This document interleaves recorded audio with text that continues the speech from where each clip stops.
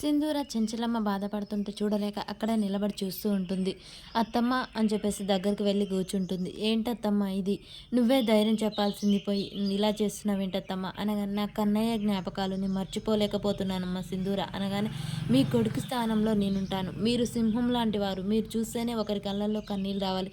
మీ చూపు పడితేనే అక్కడ కష్టాలన్నీ తొలగిపోతాయి. అలాంటిది మీరు ఇలా ధైర్యం చెడిపోతే ఎలా అత్తమ్మ? మీరు తోడుగా ఉండాలి. మీరు నీడగా ఉండాలి అని చెప్పేసి, ఇక నుంచి మీ కళ్ళల్లో కన్నీళ్లు రాకూడదు అత్తమ్మ, అర్థమైందా?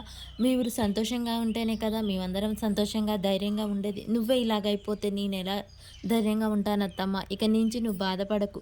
మీ అబ్బాయి స్థానంలో నేనుంటాను. నేను మీ కొడుకుగా చాలా ప్రేమగా చూసుకుంటాను అత్తమ్మ మిమ్మల్ని అనగానే, అమ్మ సింధూర ఈ మాటకు నా మనసు చాలా కుదుట పడింది.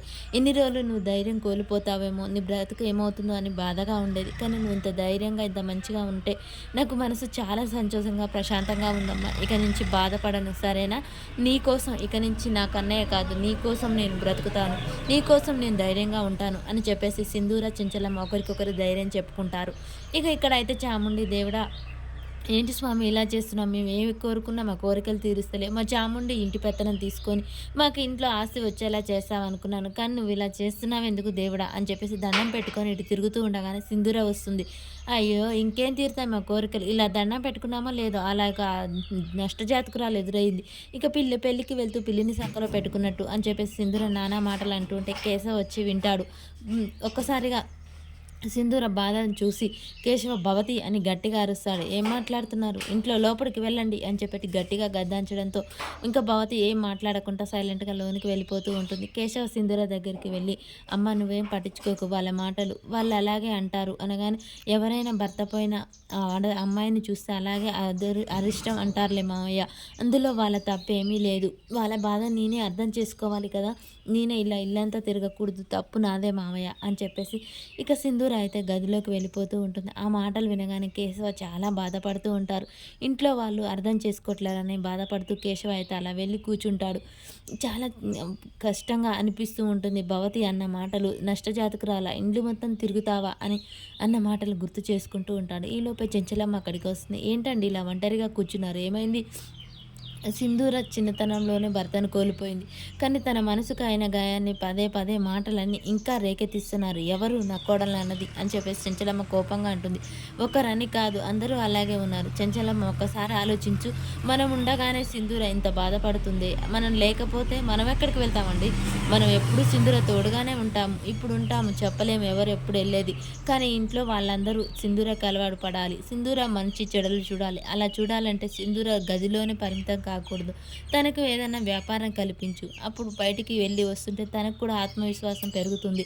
నలుగురితో కలిసిపోతుంది. ఇంట్లో వాళ్ళు కూడా అలవాటు పడిపోతారు. ఏమంటావు? ఆలోచించు అని చెప్పేసి కేశవ తన మనసులో మాట చెప్పి వెళ్ళిపోతాడు. చెంచలమ్మ కూడా అలాగే ఆలోచిస్తూ ఉంటుంది. ఇక విజయమ్మ లెక్కలు చూస్తూ ఉండగానే, భర్త అక్కడికి వస్తాడు, నన్ను ఏమైనా సహాయం చేయమంటావా అని చెప్పేసి అనగానే, వద్దులేండి అనగానే కూతురు వచ్చి మంచినీళ్ళు ఇస్తుంది. అమ్మ ఒకసారి ఏంటో చెప్పు, ఒకసారి వదినని చూసొద్దామమ్మా అని చెప్పేసి అనగానే, వదినెవరు అని చెప్పేసి విజయమ్మ గట్టిగా అంటుంది. అదే అమ్మ చెంచలమ్మ కోడలు, కార్తీక్ అన్న నువ్వు కొడుకులా అనుకున్నప్పుడు తన భార్య వదినే అవుతుంది కదా అనగానే, వదిన కాదు, మనకు వదిన ఎలా అవుతుంది అని గట్టిగా అరుస్తూ ఉంటుంది. రేపటి ఎపిసోడ్లో ఏం జరుగుతుందో తెలుసుకుందాం. సింధూర గదిలో ఉంటే చెంచలమ్మ వచ్చి కిటికీలు తీయగానే వెలుతురు సింధూర జీవితంలో పడిపోతాయి. ఏంటి అత్తమ్మ అని చెప్పేసి సంతోషంగా సింధూర నవ్వుతూ ఉంటుంది.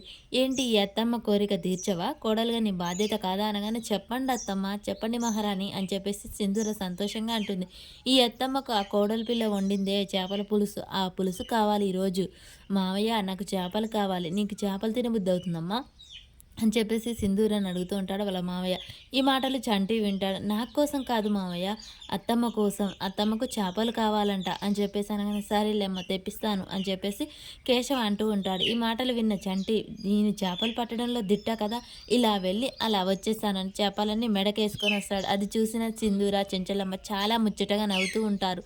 మరి ఇక సింధూర జీవితంలోనికి చంటి సింధూర ప్రతి పనిలో చంటి తోడుగా అండగా ఉంటాడా? తనకు కష్టం రాకుండా చూసుకుంటాడా? అసలు ఏం జరుగుతుంది? సింధూర చంటి మధ్య ఇక బంధుత్వం ఏర్పడుతుందా అనేది మనకు ముందు ముందు ఎపిసోడ్లో తెలుస్తుంది ఫ్రెండ్స్. మన వీడియో నచ్చినట్లయితే లైక్ చేయండి, షేర్ చేయండి.